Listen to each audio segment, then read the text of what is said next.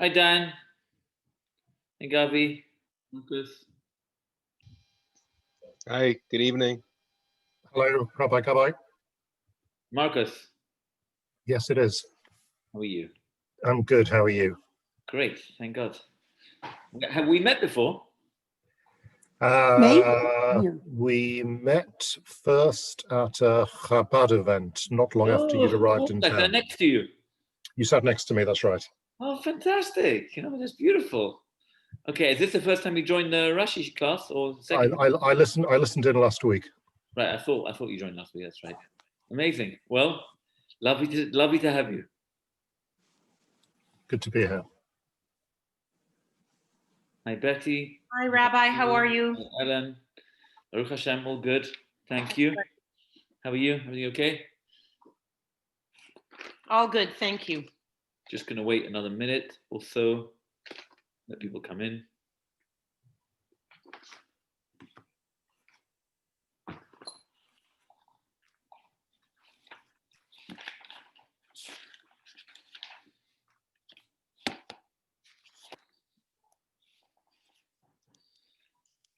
Marcus, how did you hear about the class? I signed up, or I made some comment on the new shul website, and then I got on the mailing list, and I thought I would have a listen into the class. That's amazing. Hi, everyone. That's amazing. Hi, Al. Hi, Al. Hi, Ellen. Can I introduce you both? Are you in the same house? Sometimes we are. Sometimes. Hi, Debbie. Okay, I think we'll get the show on the road because we always have it tight. Second.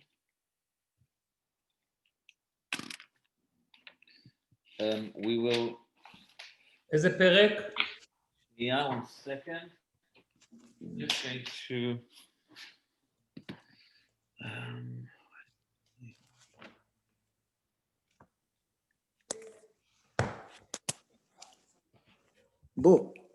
Okay, so first of all, I would like to. Hi, Shlomo. I would like to dedicate this class for Refuah Shlema for Shosh Bat Tanya, should have a speedy recovery b'toch Sha'ar Cholei Israel. Also, Refuah Rechina Bat Adela, also Refuah Shlema b'toch Sha'ar Cholei Israel. And we also like to dedicate this class Le'ilui Nishmat. Annie, what was your late husband's name? Moshe ben Ron. Moshe ben Ronya v'Yitzchak. Ronya v'Yitzchak. Le'ilui Nishmato. The words of this class should be a blessing for his memory. Hey, Meyer. Okay, hi, Josh. All right. Okay, let's get the show on the road. We are Parashat Bo, very, very exciting parasha, because this is it. This is where we finally make it. And after 210 years of bondage, or 400 years, or 430 years, however you want to put it, we did mention last week that Rashi in this week's parasha elaborates quite a lengthy Rashi. I'll point you to the Rashi, although we won't be going over it today. But if you have time a little bit after the class, perhaps it's a good Rashi to look into. But Rashi, as they go out, the pasuk indicates how many years they were actually in Egypt. Chapter 12, Perek Yud Bet, pasuk Mem Aleph, pasuk 41.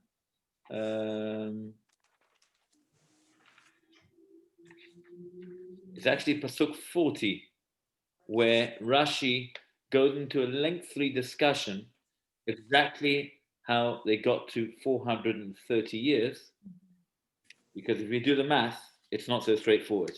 So some say it was 430, some say it was 400, some say it was actually 210. And the simplest answer is because the final 86 years of their time in Egypt, they actually had a very, very difficult additional tortures. Hence, as a result, the time frame got kind of shortened by quite a large number of years. So that's just a worthwhile Rashi. Perek Yud Bet, Pasuk Mem, chapter 12, Pasuk 40. Worthwhile Rashi looking up. But what we're going to discuss today, we're going to start from, we're not going to start like we traditionally start from the beginning of the parasha. We're going to jump in and dive into the darkness. Why the darkness? I felt like it's most appropriate because, as we'll see, the Mitzrayim, the Egyptians, were actually in quarantine.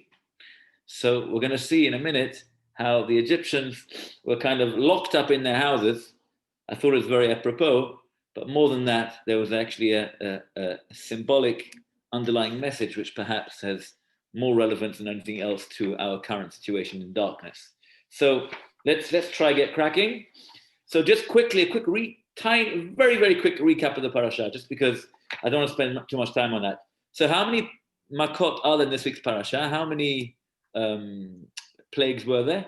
We've had 7 last week's parasha, 3 left in this week.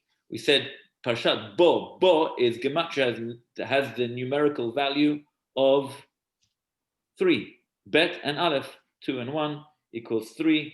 We said there were 3 groups of 3, the Tzach Hadash Be'achav, plus Makat Bechorot, right? So there's the 2 last Makot, and the very final clincher, which will eventually force Paro to send the Jewish people completely out. It's interesting to note that if you look through the different verses, you'll find at the beginning of the Pasuk, the beginning of the Makot, the first plagues, the Egyptians, or Pharaoh if you want, Paro was not interested in sending them out at all. The request of Moshe Rabbeinu was, we're going to go out for 3 days. If you look at the Pasuk in Parashat Shemot, 3 days, that's all we're asking for. Then, Makat Barad, when it came to the hail, the plague of the hail, that's when he already said, end of last week's parasha, okay, get out. I don't mind if you want to go out for a quick discussion with your God.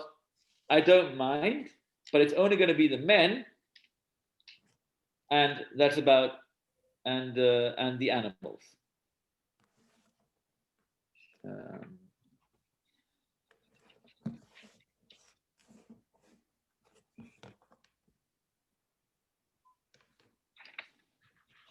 Okay, that's that one. The next one is this makat choshech came to darkness.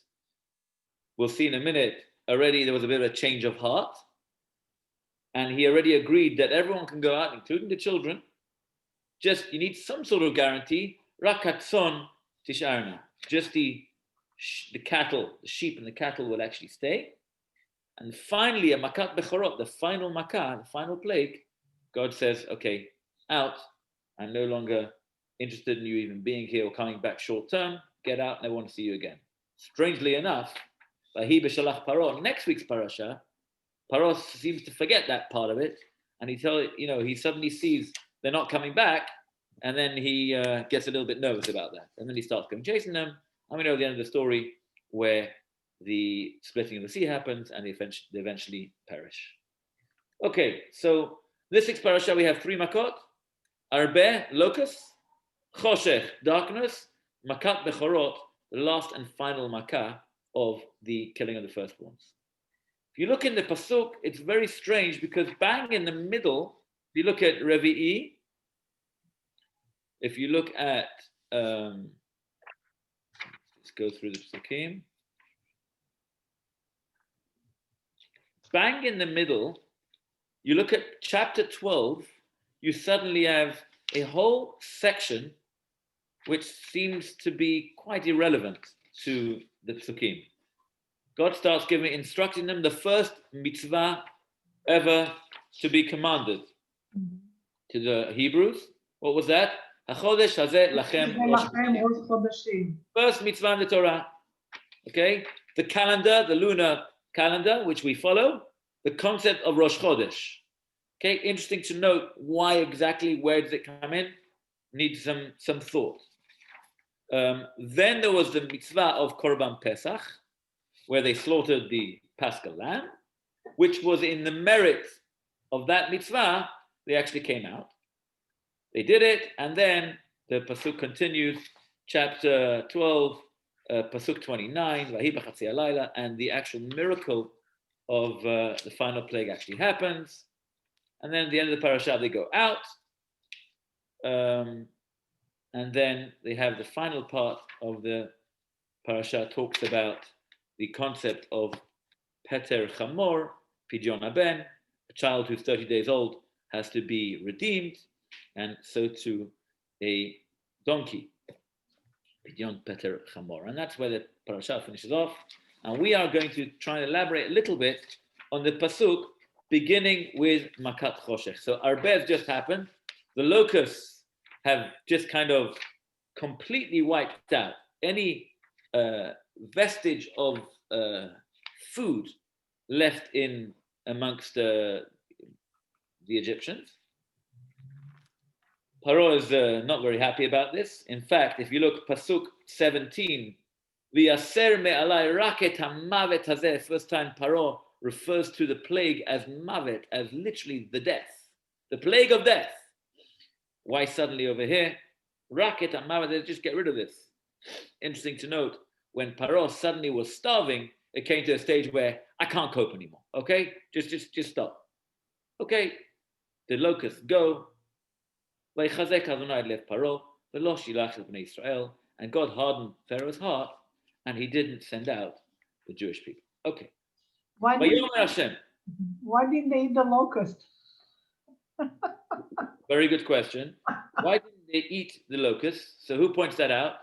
Ellen? Why not? We could have eaten it. Who points this out? Rashi. Nachon? How has he pointed out? Good practice.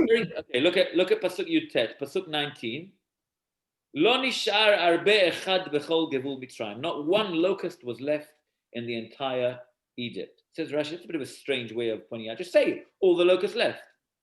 Says Rashi, af hameluchim shemalchu mihem. Rashi quotes Midrash that says that not only did they not retain the live locusts, but they figured, okay, locusts came, but now we've got a good chance to go and salt or pickle the locusts. Now we have pickled locusts. It's going to be great. We're going to have food for the next, 6 months.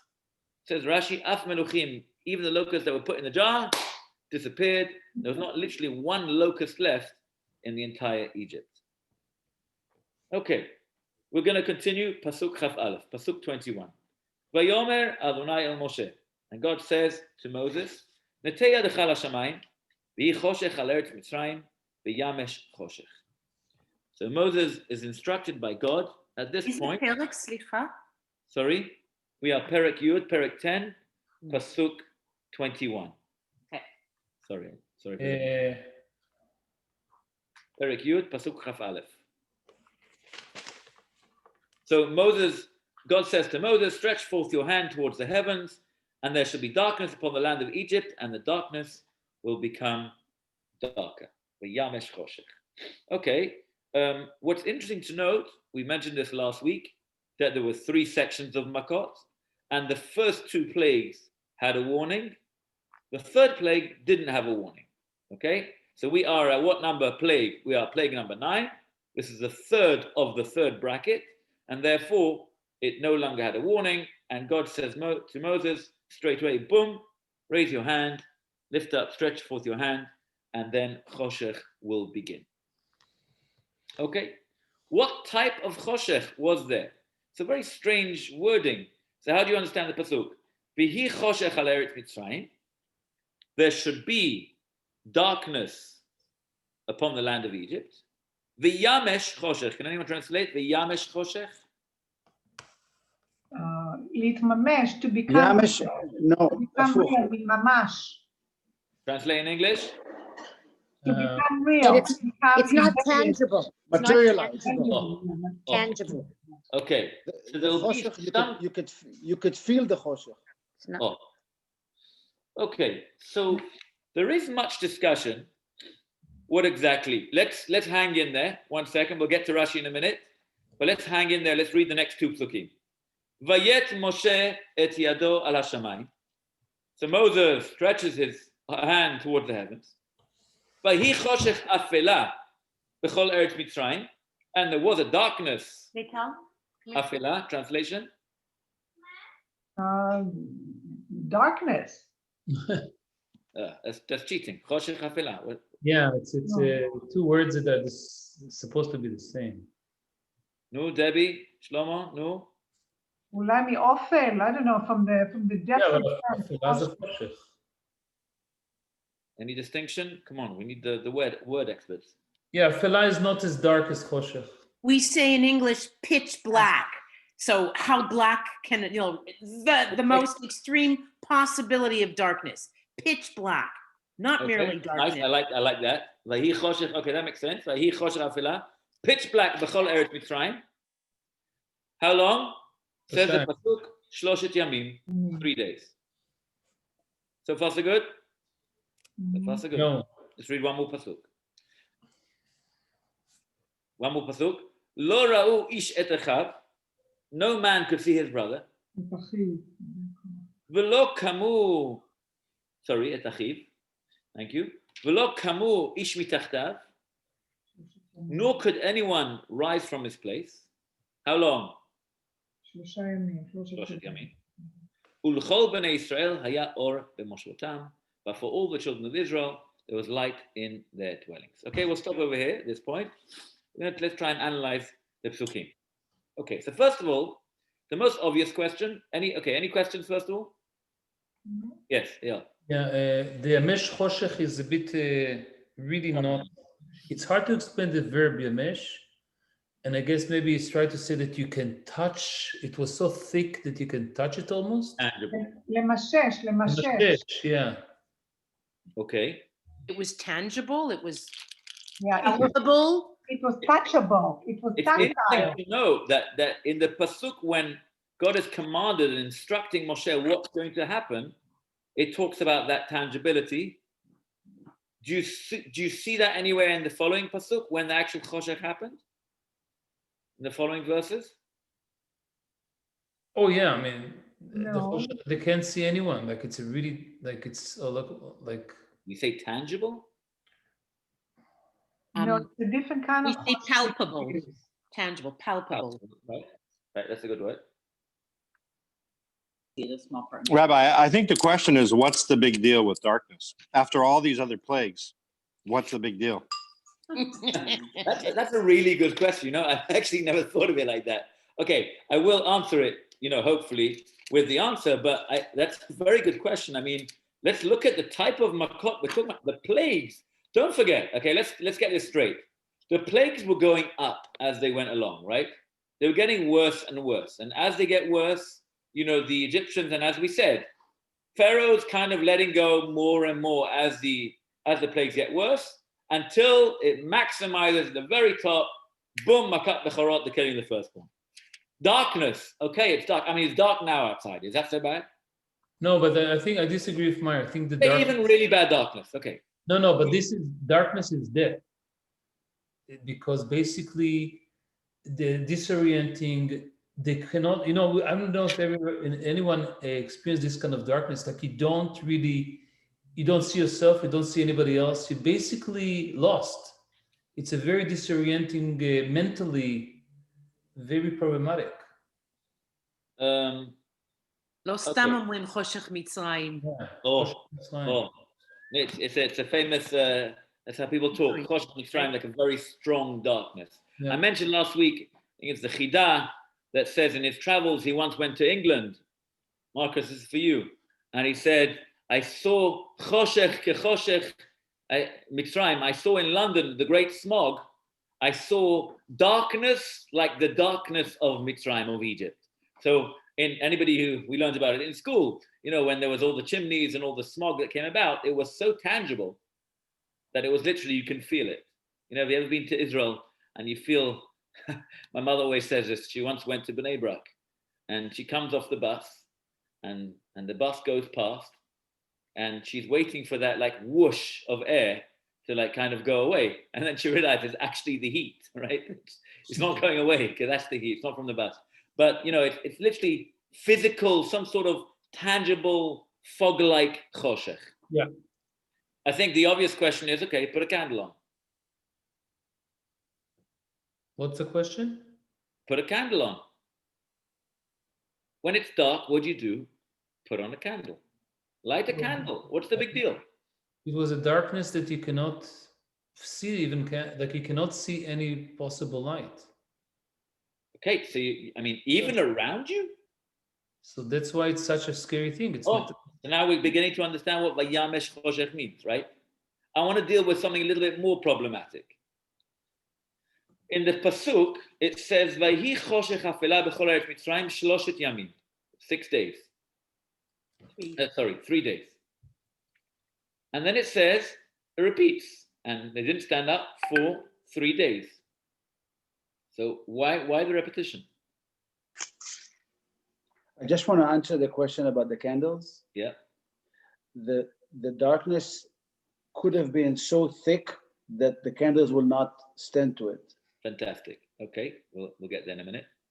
Beautiful. And also, Rabban said that. afela, בקשר לאפלה, when you want to describe somebody who's really shallow and mean, and you say, Ben Adam Afel, he's a dark person. Right. So darkness, No, not yet. afela bring out the bad things out of people. So it is possible, and I don't know, and this is just my imagination, that with all that darkness, they may have been set to commit terrible things on one another because nobody can see.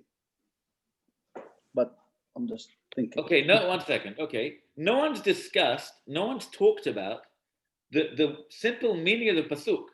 Eyal, back to you. Lo kamu ish mitachtav. What does that mean? Well, you're trying to say that it actually was 6 days, not just 3 days. Well, I didn't say that. You said that.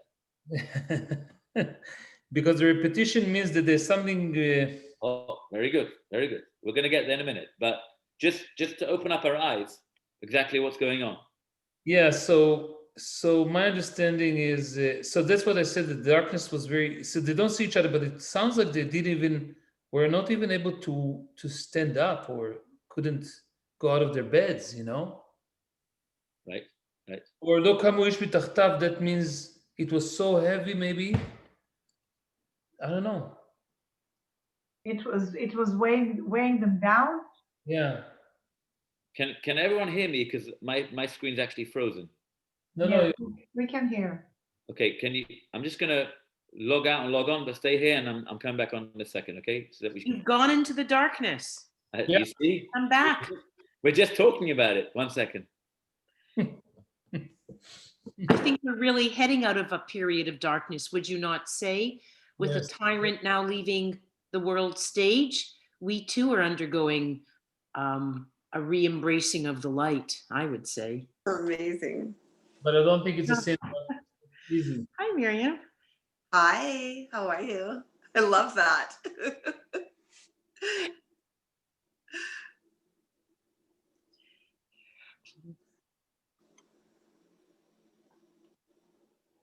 Did we lose Rabbi? He logged out and logged back in because he's frozen. The 11th plague. Frozen. No, the 11th one is the corona, so this must be 12. 12. Oh wait, it's coming back on. He's gone. Okay, I will continue. Go to Shemot. אוקיי, יאללה. שמות פסוק כ"ד. למה? הלו, we haven't finished with כ"ג, ולכל בני ישראל היה אור במושבותם. Okay, I'm sorry about that. Okay, we're back. Vahi-or. ברוך הבא. Thank you. There were all sorts of speculations going on here.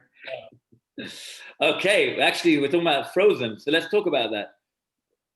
Okay, let's jump into Rashi. Okay, So have a look at Rashi. They were frozen too.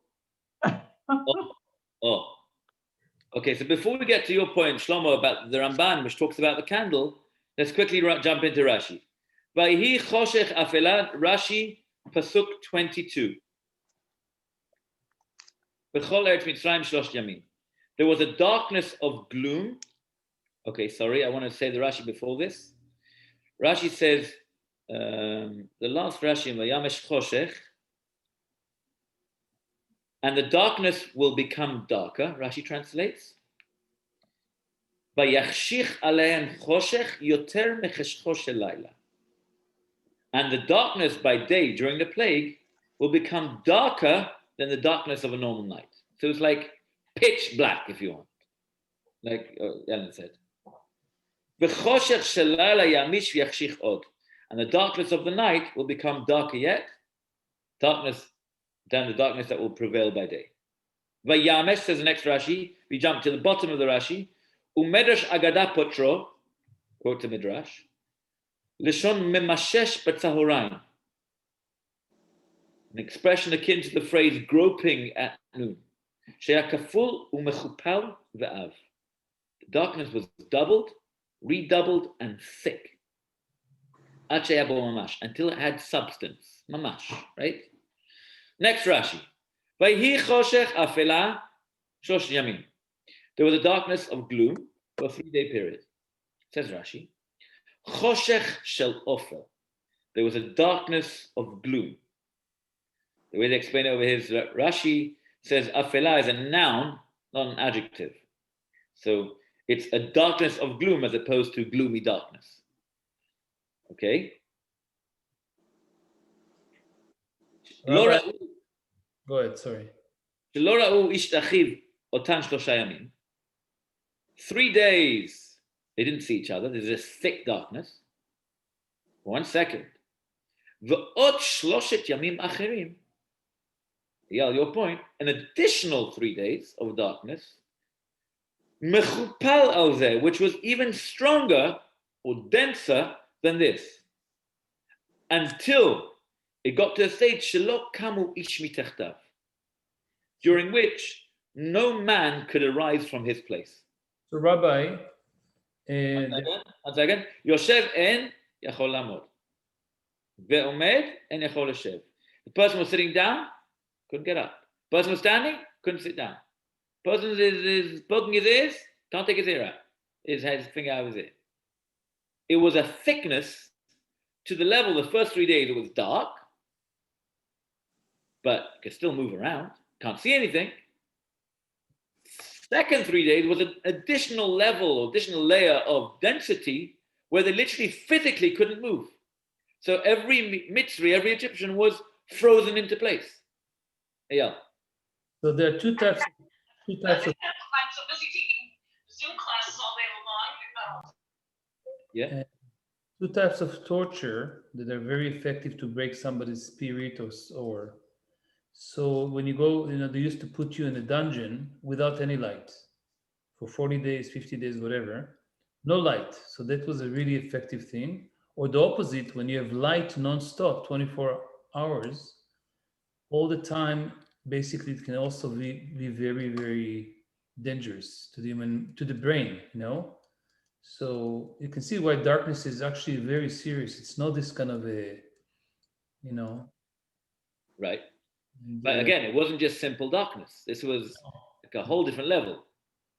And then they had this like paralysis, which is going on over here for an additional level of 3 days. So you're right. The Pasuk says 3 days and another 3 days. The reason why Rashi brings this in is because Rashi's bothered by these Psukim. You said it's 3 days. Why do you say it again? Says Rashi, there were two sets of types of darkness. The first one was 3 days, there was darkness. Second level, lo ra'u ish achiv v'lo kamu ish mitachtav shlosh yamim. Second level was that 3 days they couldn't actually move. It reminds me of a blanket, like it covers them like this kind of suffocating blanket, So again, I don't know why we have to understand it that way. I always have problems with, when we take the simple text and understand it that way. I mean, if you take, God forbid, a blind person and you put him into a room, he's not going to stand or sit unless he is familiar with the area he is in, right? So it doesn't necessarily have to mean to me that it's the thickness of the darkness that causes him not to stand or sit. It could just be the darkness itself. When you're in pitch darkness, you're not going to sit without knowing where the chair is, or you're not going to stand without knowing how high the ceiling is, right? So why do we have to understand it there? 3 days? 6 days even. God forbid, people are blind. They live that way. They by the time they have to get familiar with their rooms, it takes them a while before they know where their chairs are, where things are. But Meyer, that's exactly the point. Sorry, Rabbi. No. That's exactly the point. That they could not figure out the room. And therefore they could not stand up or sit down. No, but why do we have to take it to the level that the darkness is so thick that they're frozen in time? Why do we have to go there even? We don't have to understand it.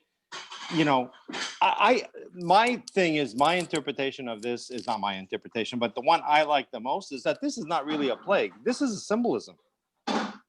Darkness is against Ramses. It's against Pharaoh. Ramses means the son of God, right? Darkness is going against the Pharaoh telling him, you think you're the son of God, which is all about light? Well, try to take away this darkness, right? It's strictly symbolism, I think, to the Egyptians and to Pharaoh. That's a nice theory. So it's a nice theory. I happen to disagree with you because the pasuk, if you look at the very beginning of this week's parasha, let's turn quickly to pasuk bet, the second pasuk in the parasha, pasuk 2, that there was 2 levels. We spoke about this very briefly last week. It's repeated one after another. Let's go from the beginning. ויאמר משה בוא פרעה כי אני הכפלתי את ליבו ואת לב עבודה למען שתי אותי אלה בקרבו. ולמען תספר באוזני בנך ובבנך את אשר התעללתי במצרים ואת אותותי השלמתי בם וידעתם כי אני אדוני. Says God to Moses, come to Pharaoh, for I have made his heart and the heart of his servant stubborn, so that I shall place these signs of mine in his midst. One part, one level of what the point of the plagues were, to prove to the Egyptians who's the creator of the world, to punish them according to this foreigner. The only punishment was makat bechorot, the final plague. All the rest, and also Kriyat Yam Suf, when they actually perished, when the splitting of the sea. But other than that, the 9 makot was to prove God's omnipotence in this world, right? And that he's the creator of the world. And in additional, says the pasuk, Uleman saper b'oznei bincha, so that you may relate in the ears of your sons and your sons' sons that I have amused myself with Egypt and my signs that I placed amongst them, that you may know that I am God.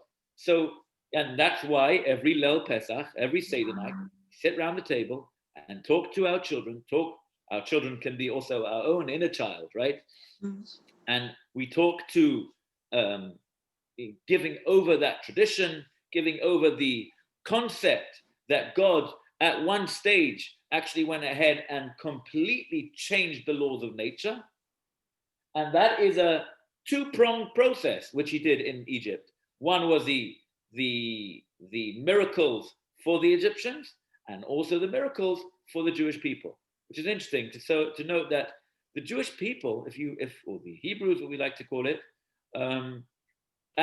until the very end of Kriyat Yam Suf, of the splitting of the sea, the Hebrews were not fully there when it came to emunah. When it came to real faith, they weren't completely, didn't have real buy-in. Right. Can you imagine? It's incredible. You have these 10 plagues, and it takes till Kriyat Yam Suf, the splitting of the sea, where it says, Vayaminu b'Adonai Moshe Avdo, and that's when they finally kind of clinched it. Now we believe. They had real faith.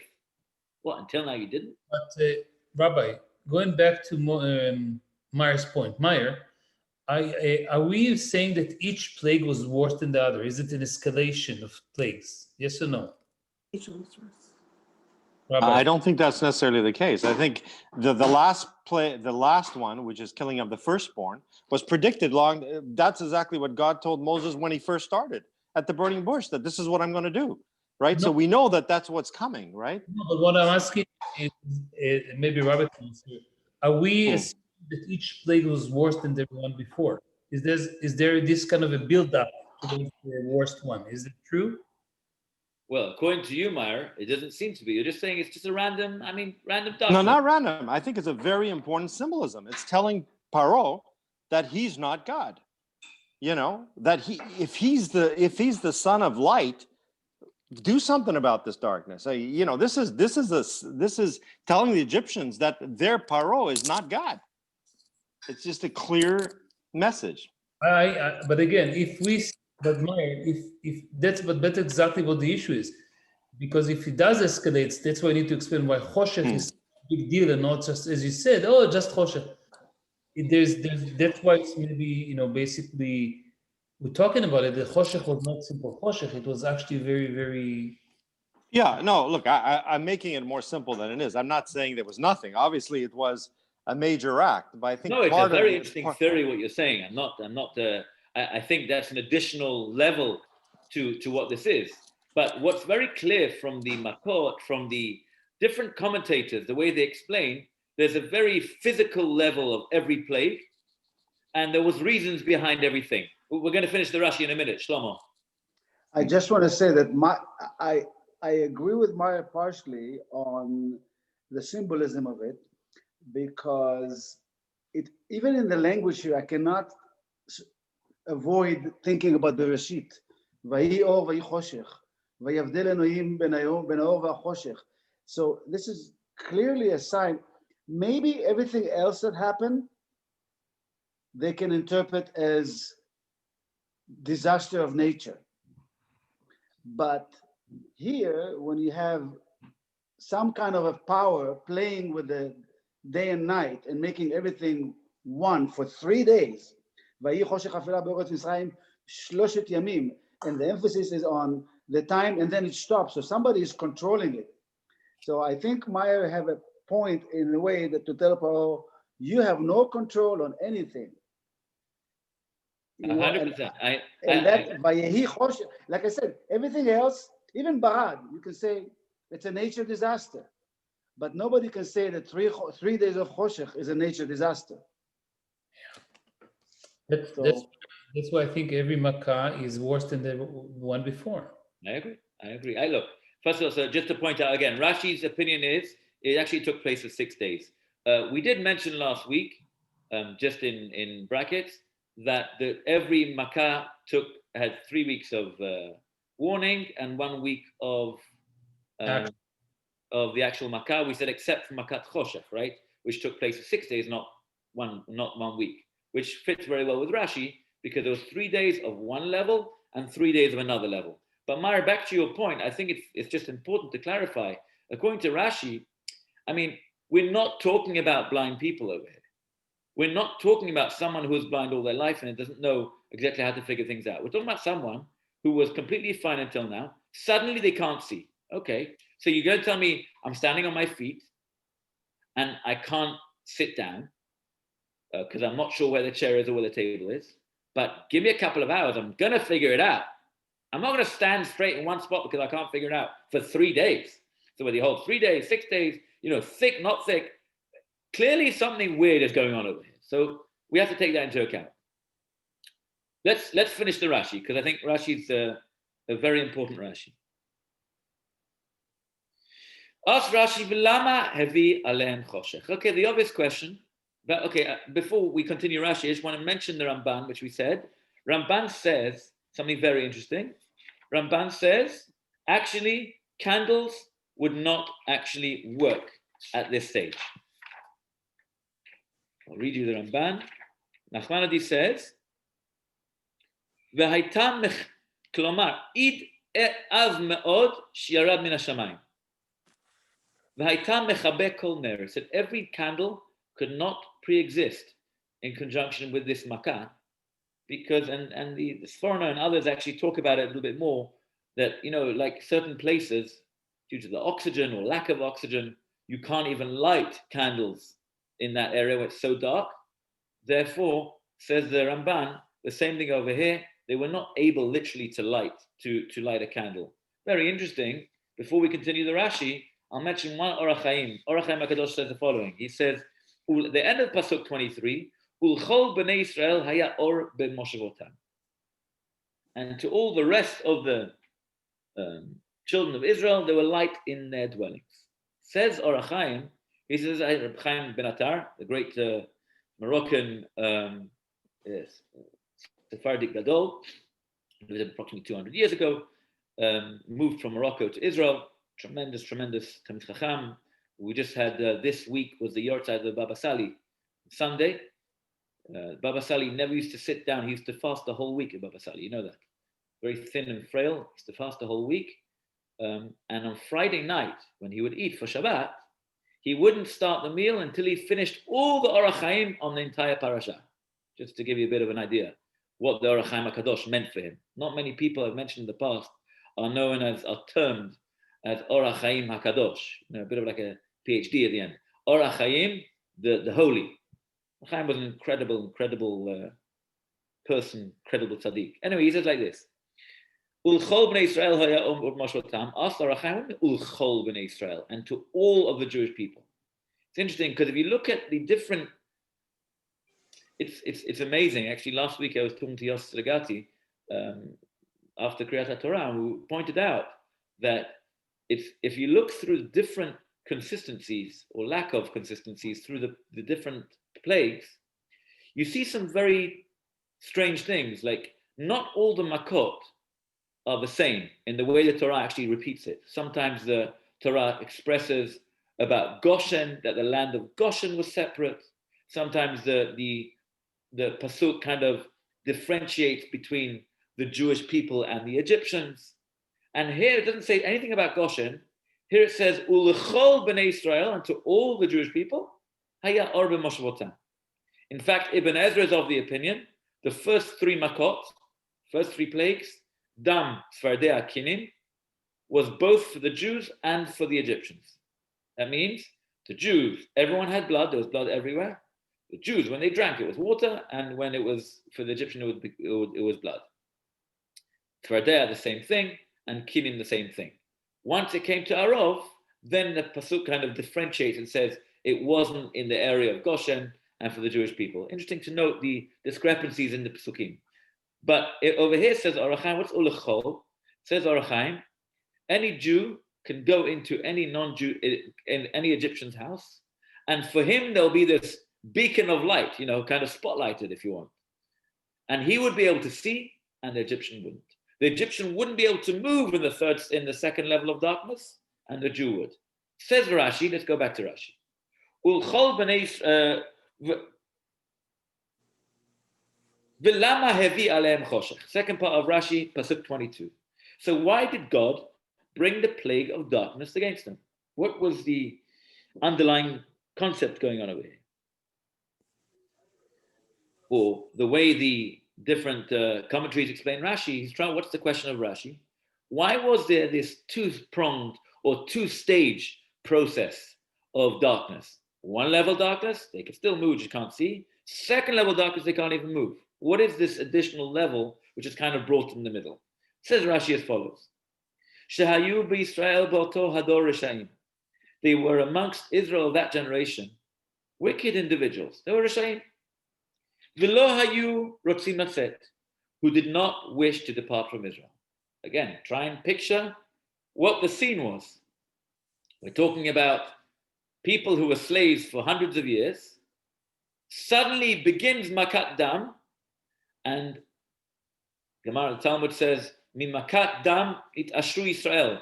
From the plague of blood, the Jewish people actually became wealthy. Why is that? Because the Egyptian asks their slaves for some water. The Talmud says the Jew would give it to the Egyptian, it wouldn't turn back into water. And so he said, okay, maybe pay. So he'd give him $5, and it still wouldn't turn. So he'd give him $10, still wouldn't turn. Until the Midrash says, Talmud quotes the Midrash, eventually it came to a level where that Egyptian would hit the Jew and there would be payment tit for tat, and it would be suddenly $500, you get a cup of water. So every Jew and every Egyptian had a different level of where the price would be kind of capped. And the reason for that is because the Jews were so terrified of their Egyptian tormentors that they wouldn't dare not give a bottle of water to their cruel oppressors. So God kind of set the standard and set what it would be. Eventually, they became very wealthy from that. But in terms of psychological where they're at, it came to a stage where Egyptians are having one hell of a time and the Jews are chilled. Suddenly there's no work. Suddenly they're relaxed, wealthy, plenty of money. Some Jews didn't want to leave. Says Rashi, there were people who didn't want to depart Egypt. They lacked emunah, if you want. They lacked faith that there was supposed to be an end to this to be able to get out. Next stage, Tavdunut Elohim al harazeh. What did God promise Moses by the fiery burning bush? The whole reason why I'm going to go through this whole stage is to get to a place. What's the end goal? You should serve God in Har Sinai. Yeah, people often forget in this world that we're here for a purpose. There's stage 2. Right, we're heading towards something. But these people forgot that. Says Rashi, Umeitu bishlosha yemei afela. And these people died during the 3 days of gloom. Kedei shelo yiru mitzrayim b'mapaltam. So the Egyptians should not witness their downfall. V'yomru, what will they say? Afhem lokim kamon. Look, it's not just us, the Egyptians. It's the Jews as well. There's the death, there's the Black Plague. You know, everyone's dying. It's not only us, Jews and non-Jews. Okay, says Rashi, ve'od, an additional reason. Furthermore, shechipsu Yisrael, the Jews were sought out. Ve'ra'u et kelehem, they saw the Egyptians' vessels. Ukshiyatsu va'yushaluhem, and when they come out, and they before they left Egypt, the pasuk says later on, they were told by God, you have to go and borrow gold and silver vessels. Again, another discussion why borrowing, but not for now. So what happens to the Egyptians? Say, gold and silver? I mean, these guys are getting a long journey. Don't know if I'll ever see this again. They want to borrow my silver candlesticks. Sorry, I don't have. The Jew says, hey, 1 second. You know, in the back corner over there, the back shelf, you got that pair of silver candlesticks I want to borrow. Where did they see that? During Makat Choshech, they went for a little walk in the Egyptians' houses. Omer lo ani re'iti bebetcha u'makom ploni. Said, no, I saw in your house in this place. And in order to give the Jews that opportunity, they had this darkness where not only stage number 1 is they didn't want to differentiate between the Jews and the non-Jews, the death. So God made sure that there's darkness, no one can see who's dying. And when it comes to burial, we don't want, nobody knows who's dying or not. But when it comes to burial, you can clearly see this, the Jew is not Jew. Or when it came to people walking around somebody else's house, also, again, clearly, there was like a frozen moment where Rashi says that was the point of a 2-level stage of Choshech. I think there's a beautiful idea, which I saw from Rabbi Yaakov Kamenetsky. He said such a beautiful concept. He says, think about it. You can imagine the type of level of distress that the Jews were feeling at that moment. Rashi, next week's parasha, beginning of Rashi, says, V'chamushim alu b'nei Yisrael me'eretz Mitzrayim. V'chamushim, Rashi has 3 different explanations what the word v'chamushim means. Either they were armed, or they had 5 children, or they were armed with mitzvot. Different explanations Rashi says, and Chamsa, exactly. There's lots of explanations why. And whatever way you want to go with, it makes no difference. But I think the idea is beautiful. We mentioned this in the past.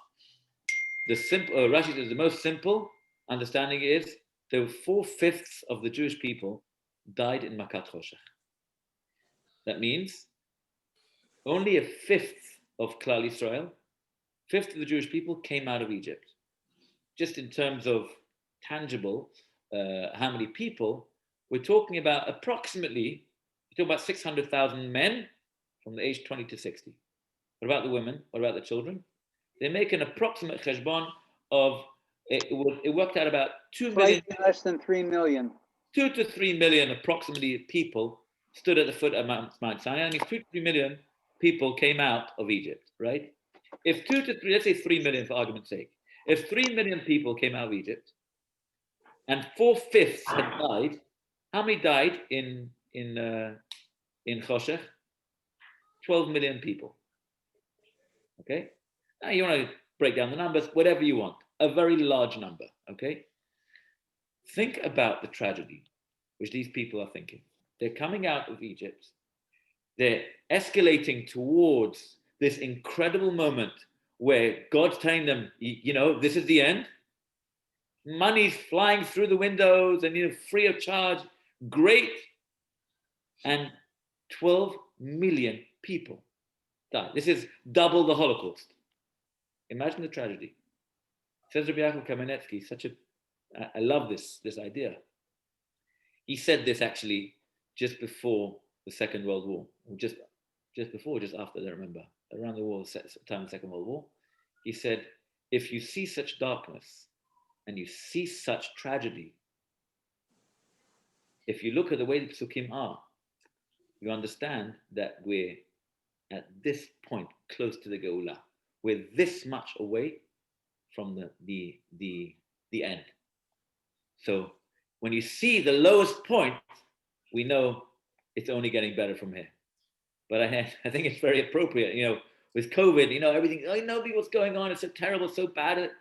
Yeah, but if you're at such a low point, you know, we're only going up from here. So with Rosh Hashem, please God, that should happen. It also comforts me in terms of assimilation. I always remind myself that we lost 12 million people in Egypt, and there were only about 50,000 that came back from Babel. I mean, the great majority of Jews, we stayed in Babel. A tiny bit came back, and I remind myself of both instances when I think about intermarriage and assimilation, the whole business, you know. I mean, it doesn't get me off the hook, but it's like Am Yisrael Chai. So I can't remember, someone said to me this morning, I don't know, I was speaking to someone on the phone today, and they said, you know, one thing we've seen from this COVID, we're so resilient. I can't remember who I spoke to this morning. There's so many people today. It was you, Shlomo? Thank you, Shlomo. It was this afternoon. Yeah, it was this afternoon. Thank you. I can't remember which part of the day. We're so resilient, Shlomo, Chacham. It's so incredible. Look who we are. You know, life goes back to normal. I mean, how are you? Baruch Hashem. I mean, this Purim in 5 weeks' time, we'll be celebrating our birthday of COVID. 1 year in COVID. How are you? Yeah, we're working, we're doing this, kids in school, Yeah, we're still restricted, but resilient. As long as you can't put a name on it, you're okay. Anyway. As long as you don't put a name on it, then it's somebody else's problem, man. Okay, Meyer, back to your point. No, I mean, I have a lot of trouble understanding this. I knew you would. I do. Because first of all, I didn't realize that the 4/5 were all killed. I did not know that. And I think that's extremely tough judgment on people who were slaves all their lives. And all of a sudden, they're expected to leave.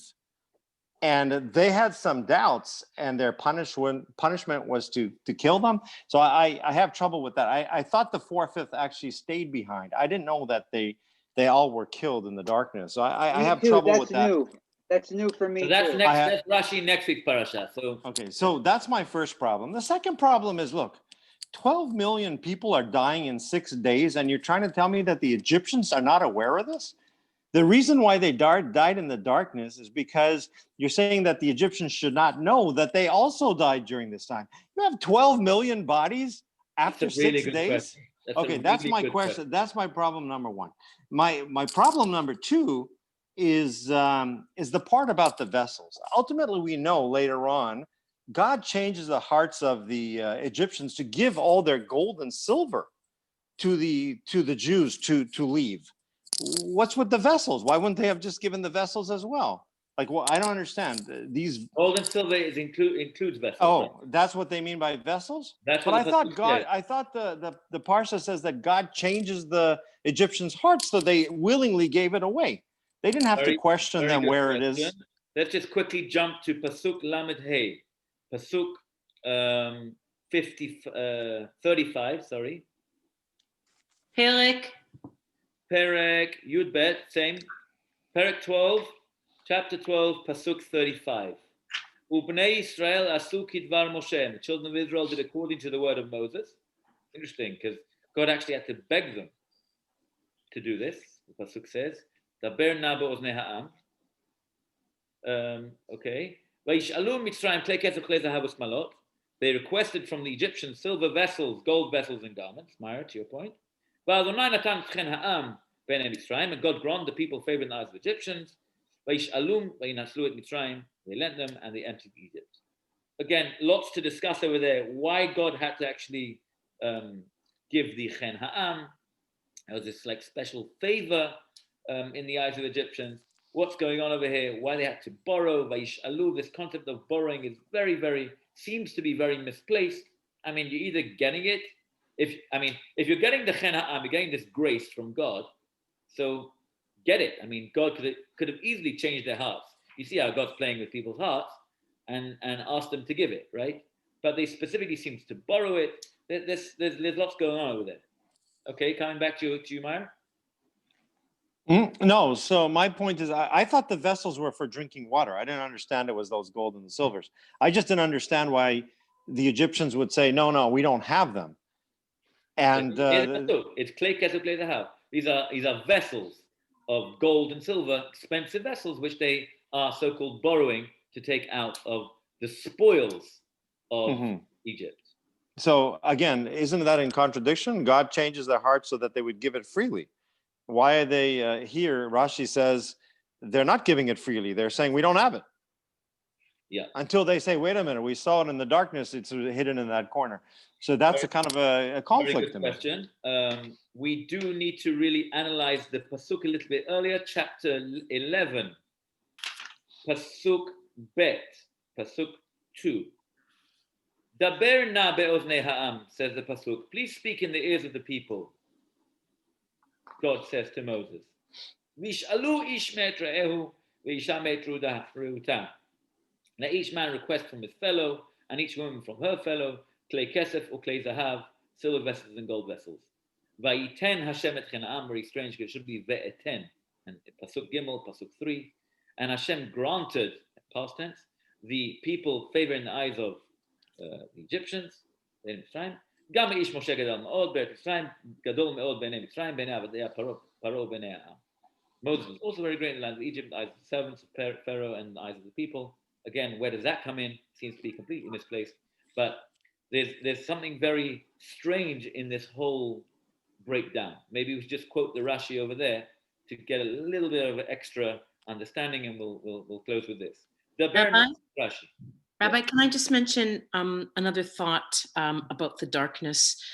I, like Meyer, am also grappling with that, the whole concept of the darkness. Darkness as figurative, perhaps, and the implications of darkness on different levels. And I like the connection. I think it was Shlomo who made the connection to Choshech in Bereshit. And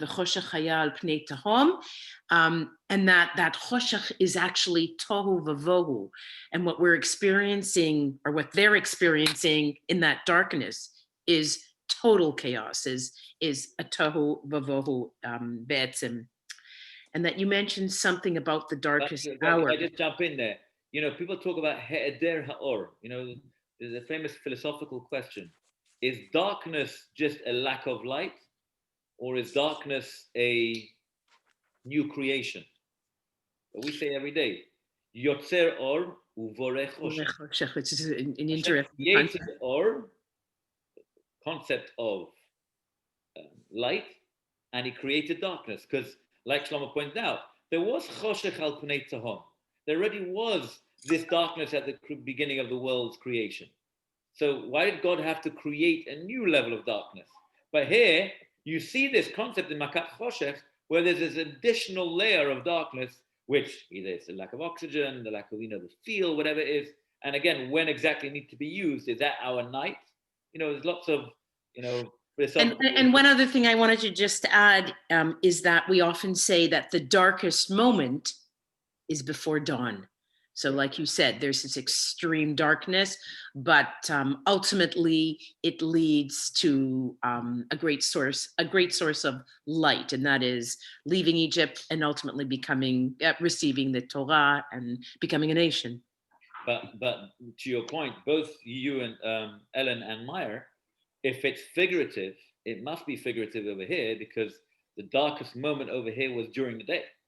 You're just keeping us in the dark. Yeah. The poetess today mentioned that. She brought in that idea of darkness and light. Right. It was a good piece. Right. Her name Angela Gorman. I think we're Amanda Gorman. Amanda. It's supposed to be Amanda. Worth listening to a few times. Yes, very much so. I want to just finish off with one Rashi, if you allow me. We're already over time, but I just want to finish with one Rashi. Rashi, chapter 11, pasuk 2. Daber na, please speak. Ein na ela lashon bakasha, says Rashi. God asks Moses, please, I beg of you, can you ask the Jewish people to go and take out, go borrow gold and silver?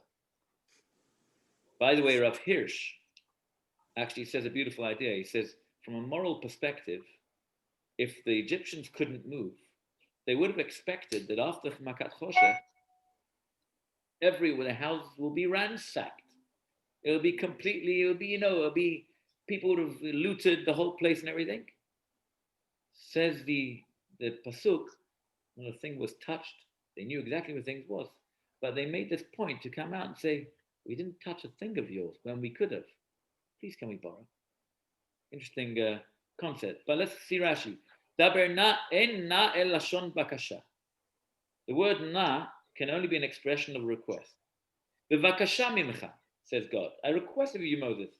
Hazirem al kach, please direct them with regards to this. It means ask the Egyptians for the precious vessels. Why? I mean, think about it. You're in Egypt and somebody offers you, do you want to leave now, or you'll leave next week, but you'll get lots of money. Just get me out of here. Right? And so God says, please, says Rashi, what's going on? Shelo yomar otot tzadik Abraham, so the righteous man Abraham should not say, Vavadum ve'inu otam ki yebehem. When he told me in the dream of the Brit Ben Atarim, in the whole deal with what God promised in the prophecy, which God promised Abraham, he says, you know what? They're going to be enslaved 400 years. That he kept no problem. But the end